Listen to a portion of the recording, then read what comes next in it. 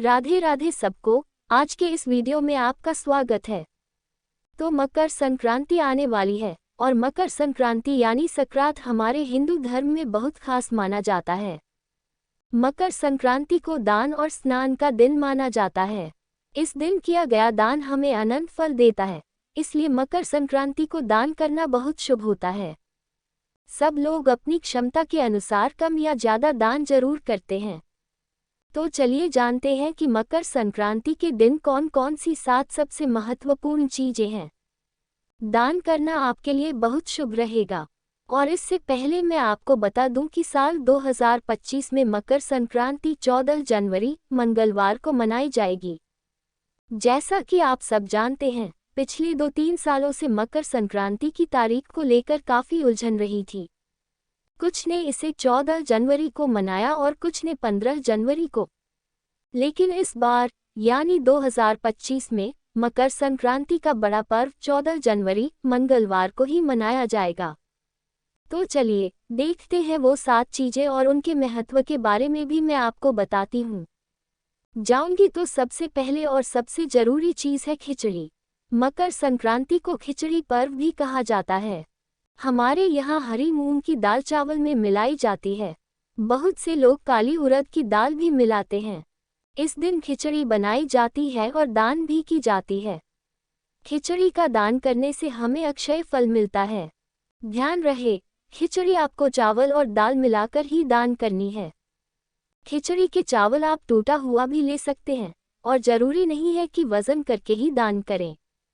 जितना आपका सामर्थ्य हो उतना दान करें।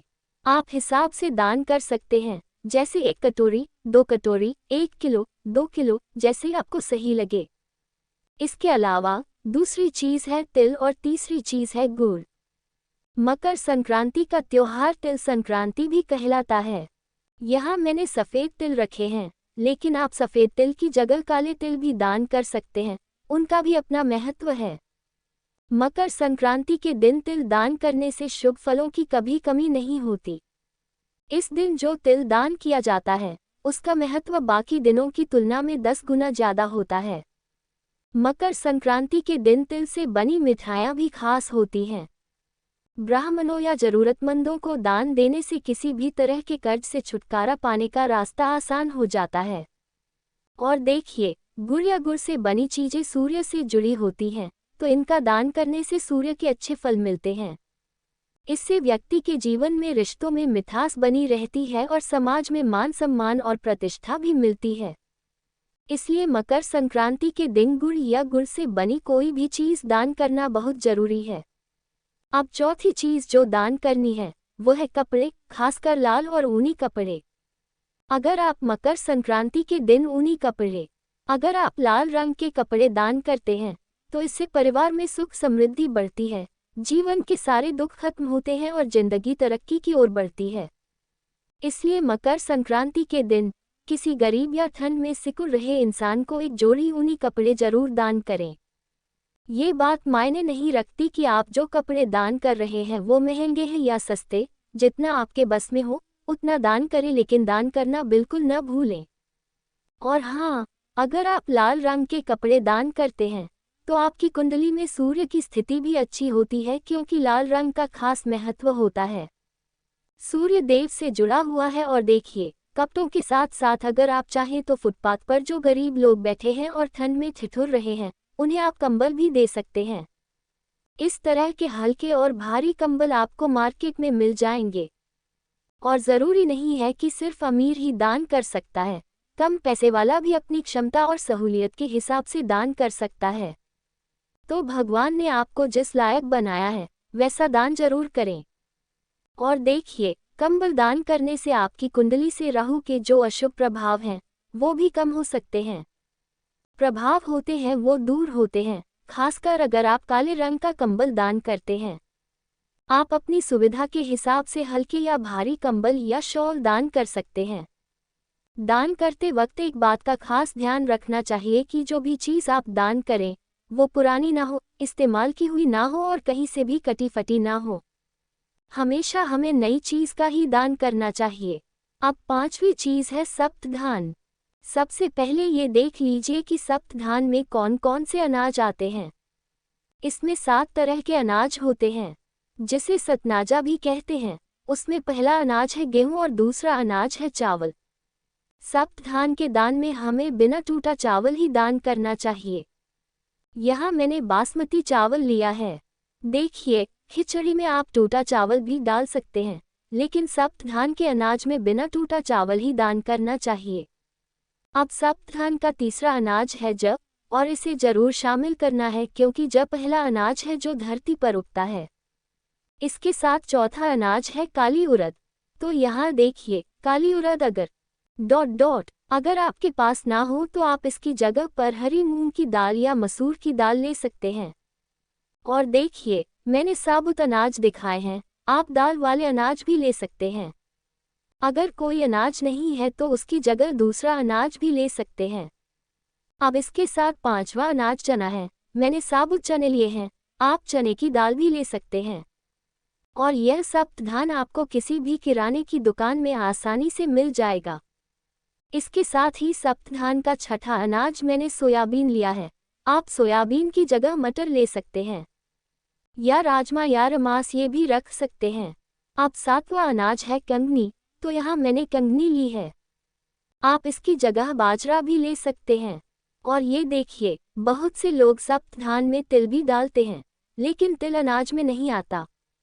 देखिए, ये जो सप्तधान है, कई लोग इसे मकर संक्रांति के दिन वजन के हिसाब से निकालते हैं और फिर इसे दलवा कर चिड़ियों को डालते हैं। बहुत से लोग इसे बहुत छोटा छोटा दलवा कर चींटियों को भी डालते हैं। और अगर आप चींटियों के लिए सप्तधान का दान निकालते हैं तो इसमें आप थोड़ा सा घी भी डाल सकते हैं।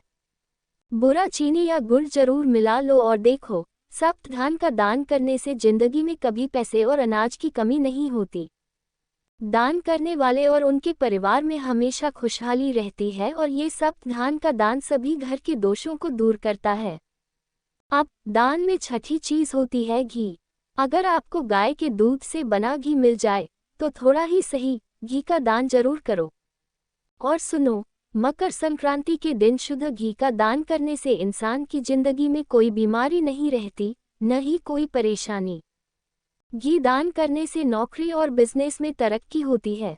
अब जो सातवीं चीज है वो बहुत खास है और इसे ध्यान से दान करना चाहिए। हमेशा इसका दान नहीं होता। अगर आप अन्न का दान करते हैं तो साथ में नमक का दान भी जरूर करें। मैं यहाँ रॉक सॉल्ट यानी सेंधा नमक की बात कर रहा हूँ, लेकिन आप कोई भी नमक ले सकते हैं। तो नमक के साथ किसी एक अन्न का दान करना न भूलें। मकर संक्रांति के दिन नमक दान करने से कुंडली में जो भी अनजानी बाधाएं हैं, उनका भी समाधान हो सकता है।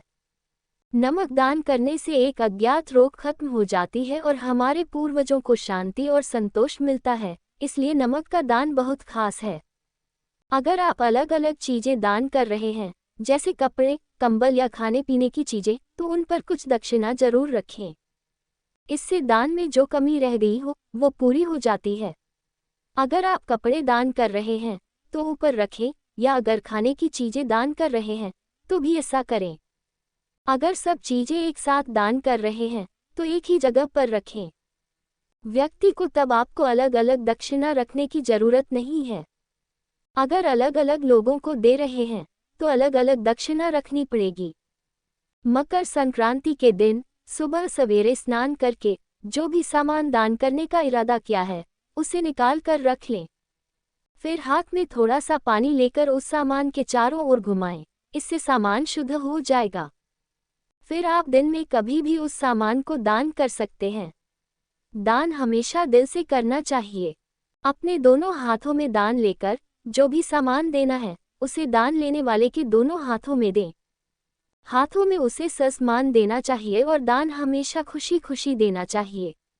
ये नहीं कि आपने कोई चीज़ दान कर दी और फिर पछताने लगे कि मैंने उसे महंगा दे दिया, इतना दे देता तो ठीक रहता। ऐसा बिल्कुल नहीं सोचना चाहिए। पहले से ही अपनी क्षमता के हिसाब से दान करें और दान देने के बाद उसे पूरी तरह से भूल जाएं। उम्मीद है कि ये वीडियो आप सभी के लिए मददगार होगा। अगर आपको ये वीडियो थोड़ा भी अच्छा लगा हो तो इसे लाइक करें, शेयर करें और मेरे साथ जुड़े रहने के लिए चैनल को सब्सक्राइब करें। कर लो।